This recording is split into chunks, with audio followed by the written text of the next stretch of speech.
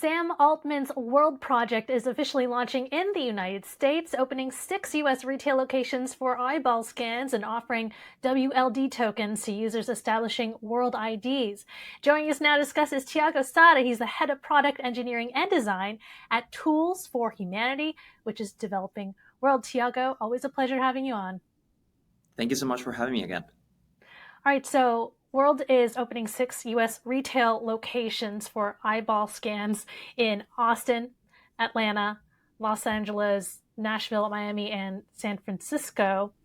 Your company is well known for the Orb, which is this spherical device that captures your biometric data. It scans your face, iris, and then stores your unique identity to verify that you're human. So tell us a bit about this new development and what has been the reception?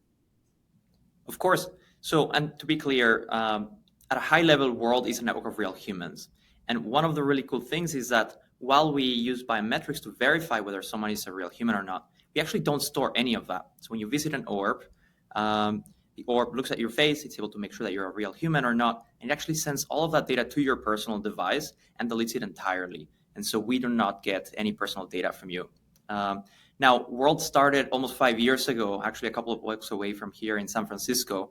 But for the past few years, we've had to focus on Europe, Latin America, and most recently Asia. And so now we're very excited to finally bring this project home and to launch it here with big brands like Tinder and Match and Visa and Circle and Stripe, a huge ecosystem that will be taking the project forward.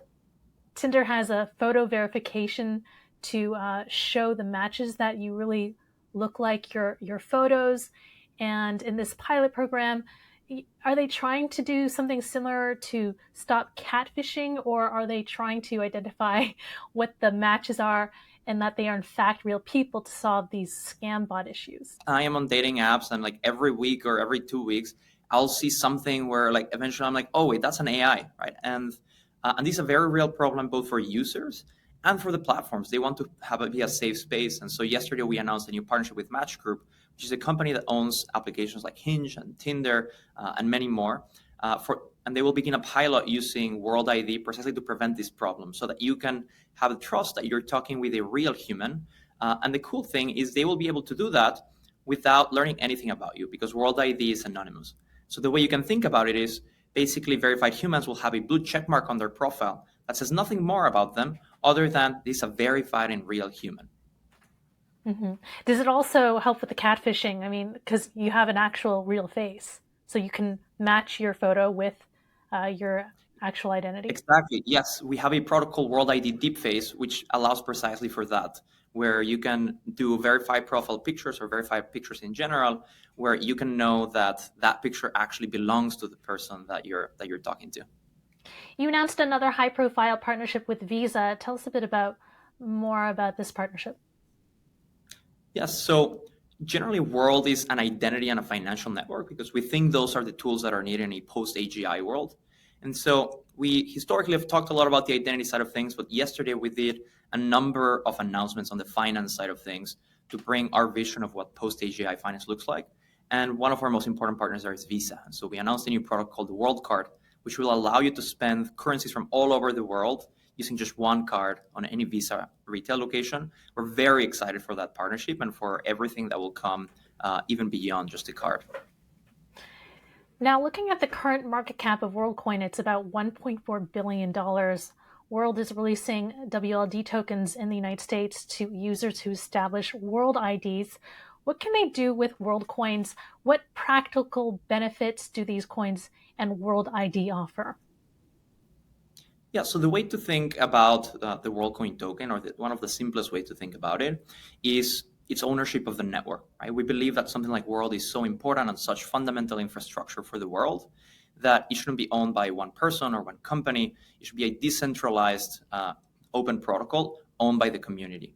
And so when you join the network, one of the things you're able to do is you're able to claim a little piece of ownership.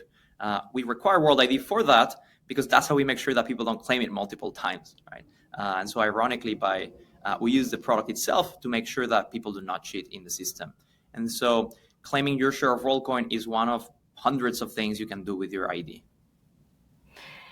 And what steps is World taking to scale from 12 million verified users to the goal of 1 billion?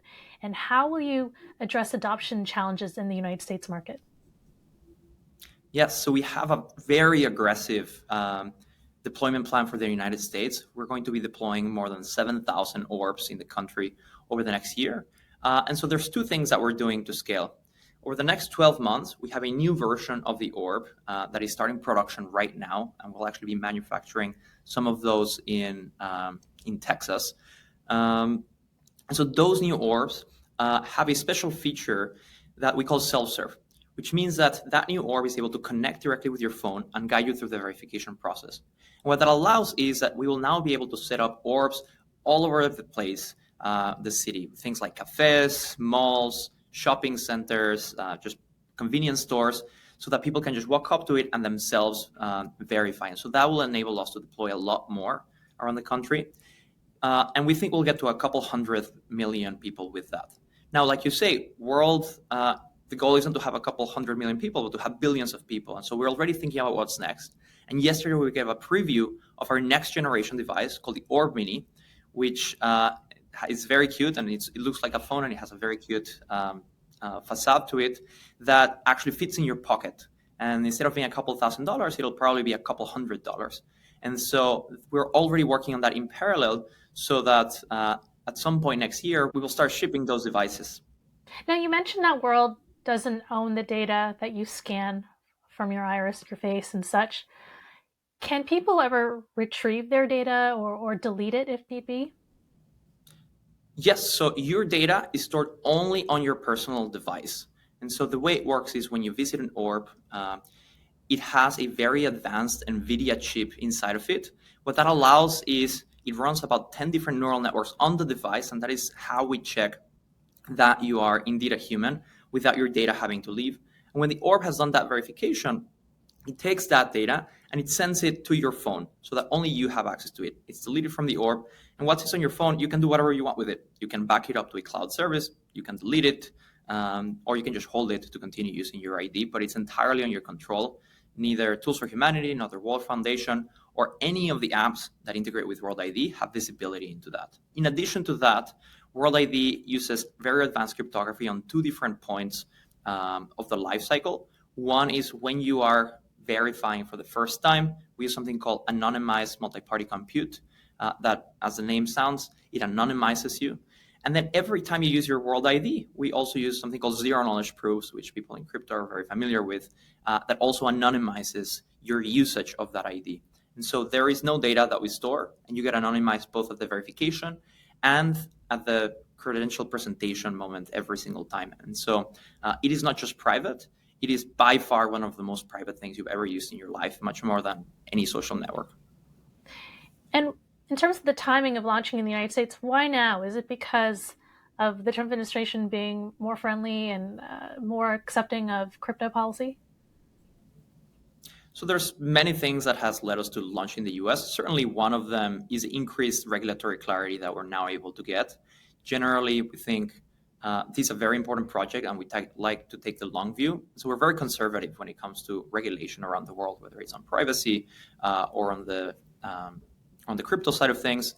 And so now that the rules of the game are a little bit more clear and we know we can play by those, that's definitely a factor in the project finally being able to come to the United States, which we're very excited about. All right, Tiago, thanks so much for joining us. Thank you very much, Christine.